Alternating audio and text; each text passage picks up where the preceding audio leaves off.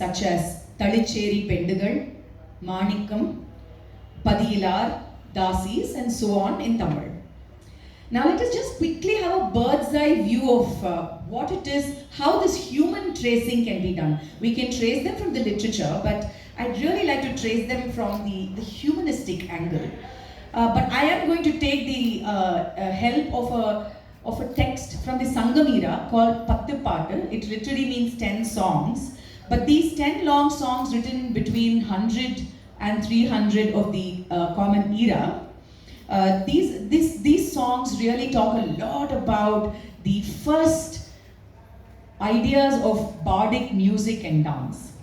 And as some of you might know, the Tamil country was divided regionally into 5 different regions. Kurinji as mountainous, Mullai as the forest region, Marudam as fields, Neithal as the coastal region, and Palai as parched land.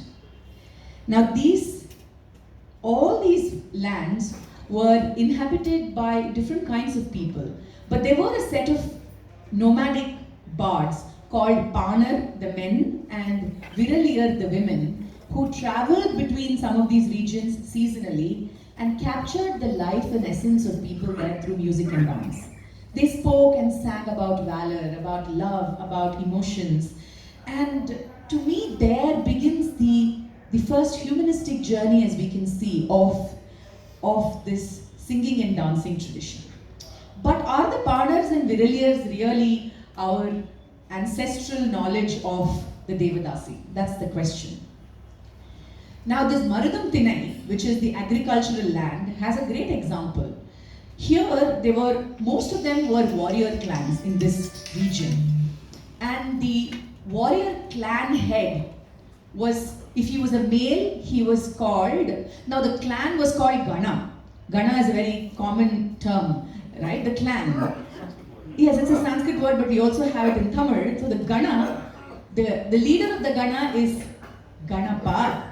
And the female leader of the Gana was Ganika. And this is recorded in Pattu Paatu. So this Ganika was a dancer who would at free will perform this very trance-like emotional outburst of a dance to bring the community, to bring her clan together, either for victory or for valor or for love or for any other emotion. And she was therefore called Tunangayan Selvi. And there are so many references to Ganika as various different names. But what happens? She's also, because she bears the responsibility of this entire Gana, she was also called by another name called Porunar, which literally means the one to bear the responsibility. Now this Ganika, as time went, when people started settling more and there was primitive agriculture that developed, clearly, and patriarchy took over even more. What happened really was her position from being the clan leader and a warrior leader as well as a dancer shifted to becoming just a dancer. And this is really how we trace even the later Sangam literatures, as Ganika now is Ganika the dancer, or Karika, the one who is a common woman. She's also Bharata. Bru literally comes from the word to bear, Porunar, but then she became Bharata, the entertainer or the performer.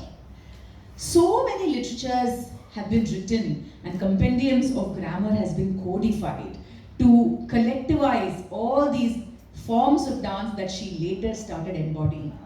And to me, this human history of the Ganika and the dancing body seemed a little more real to capture, because the dancing bodies of later 16th, 18th, 17th, 19th centuries, whether it be the Tawais as Vidya Ji had so beautifully spoken about, the history is so similar. I was just sitting there and nodding along. The erasure of the dancing body, the denial of the singing voice, the couching of her entire artistry in a moral discourse. All of this did not happen, in this sort of a colonial mindset